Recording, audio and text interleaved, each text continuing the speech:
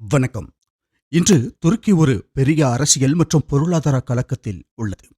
அதிபர் எர்டோகன் தலைமையில் நடைபெற்று வரும் ஆட்சிக்கு எதிராக கடந்த சில நாட்களாக துருக்கியின் தலைநகர் முழுவதும் மக்கள் போராட்டம் வெடித்துள்ளது. சில செய்தி அறிக்கைகள் கூறுவதன்படி பாதுகாப்பு காரணங்களால் எர்டோகன் தம்முடைய இருப்பிடத்தை அடிக்கடி மாற்றிக் கொண்டிருக்கிறார் என்றும் தகவல்கள் வெளியாகின்றன. இந்த நிலையில் துருக்கியின் பொருளாதார நிலைமை என்ன என்பதை குறித்து அதிகம் பேசப்படுவதில்லை. உண்மையில் துருக்கியின் மிகப்பெரிய பிரச்சனை பணவீக்கம் மற்றும் பொருளாதார வீழ்ச்சிதான்.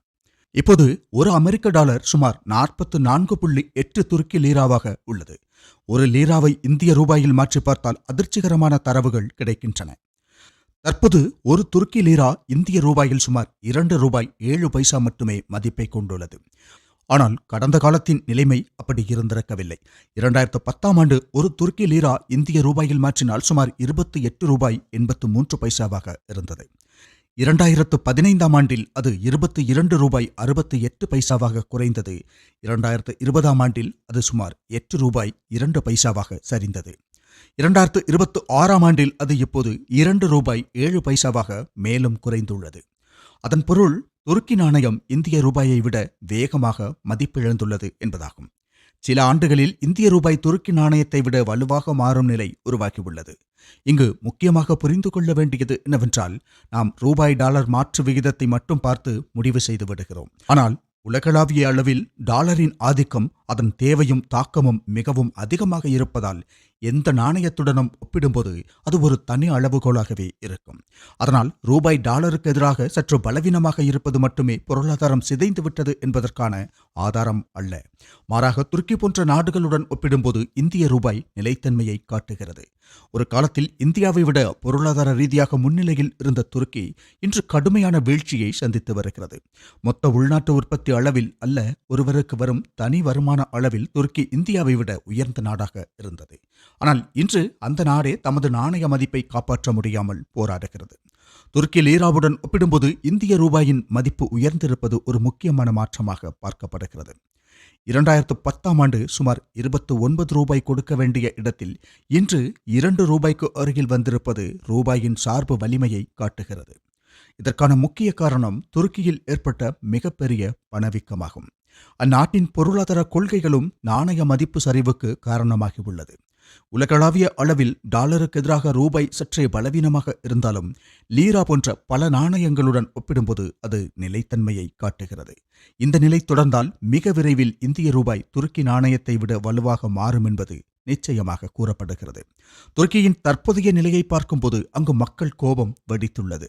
அதற்கான காரணங்களில் முக்கியமானது இஸ்தான்புல் மேயர் கைது செய்யப்பட்ட சம்பவமாகும். அவர் அதிபர் எர்டோகனின் முக்கிய அரசியல் எதிரியாக கருதப்படுகிறார். ஊழல் மற்றும் பயங்கரவாத தொடர்புகள் போன்ற குற்றச்சாட்டுகள் சுமத்தப்பட்டு 2025 மார்ச் மாதத்தில் அவர் கைது செய்யப்பட்டார். அதன் பின்னணியில் 2026 மார்ச் மாதத்தில் தொடங்கிய போராட்டங்கள் இன்று பெரிதாக வெடித்துள்ளன. நீதித்துறை அரசியல் நோக்கத்திற்காக பயன்படுத்தப்படுகிறது என்றும், மக்கள் தேர்தலில் தேர்ந்தெடுத்த நிர்வாகிகளை நீக்கி அரசு நியமனங்களை அமல்படுத்துகிறது என்றும் பொதுமக்கள் குற்றம் சாட்டுகின்றனர். அதனுடன் இணைந்து துருக்கியின் பொருளாதார நிலைமை மோசமாகியுள்ளது. அங்கு பணவீக்கம் 30 முதல் 31% வரை உயர்ந்துள்ளது. அத்தியாவசிய பொருட்கள் மற்றும் எரிபொருள் விலைகள் கடுமையாக உயர்ந்துள்ளன. அதனால் பொதுமக்களின் வாழ்க்கை மிகவும் கடினமாகியுள்ளது. முன்பு சேமித்து வைத்த பணத்தை பயன்படுத்த முடியாத நிலை ஏற்பட்டுள்ளது என்று முதியவர்கள் கூறுகிறார்கள். இளைஞர்கள் அந்த நாட்டில் எதிர்காலம் இல்லை என்று உணர ஆரம்பித்துள்ளனர். பணவீக்கம் காரணமாக பணத்தின் மதிப்பு தினந்தோறும் குறைந்து வருகிறது. ஒரு காலத்தில் சேமித்து வைத்த பணம் இன்று தேவைகளை பூர்த்தி செய்ய போதுமானதாக இல்லை. அதனுடன் சேர்த்து வேலைவாய்ப்பு பிரச்சனையும் அதிகரித்துள்ளது. இளைஞர்களிடையே வேலையில்லாமை அதிகரித்திருப்பது ஆட்சிக்கு எதிரான கோபத்தை மேலும் தூண்டியுள்ளது. பாதுகாப்பு கோணத்திலும் துருக்கியில் பல சிக்கல்கள் உள்ளன. சில இடங்களில் துப்பாக்கிச்சூடு சம்பவங்களும் வன்முறைகளும் அதிகரித்துள்ளன. மேலும் சிரியா உள்ளிட்ட பகுதிகளில் இருந்து வந்த அகதிகள் சமூக மாற்றங்களை ஏற்படுத்தியுள்ளனர். இந்த அனைத்து காரணங்களும் சேர்ந்து மக்கள் எர்டோகன் ஆட்சிக்கு எதிராக தெருக்களில் இறங்கும் நிலையை உருவாக்கியுள்ளது. இன்று துருக்கியில் பெரிய அளவிலான மக்கள் போராட்டம் நடைபெற்று வருகிறது. இந்த சூழ்நிலையில் எர்டோகன் தலைமையிலான ஆட்சி எவ்வளவு நாள் தொடரும் என்பது கேள்விக்குறியாகியுள்ளது. அரசியல், பொருளாதாரம், சமூக அழுத்தம் ஆகியவை ஒன்றாக இணைந்து துருக்கியை மிகப்பெரிய சவாலுக்கு தள்ளியுள்ளன. இதன் மூலம் ஒரு முக்கியமான உண்மை வெளிப்படுகிறது. ஒரு நாணயத்தின் மதிப்பு டாலருடன் ஒப்பிடும்போது மட்டும் பார்க்கப்படக்கூடாது.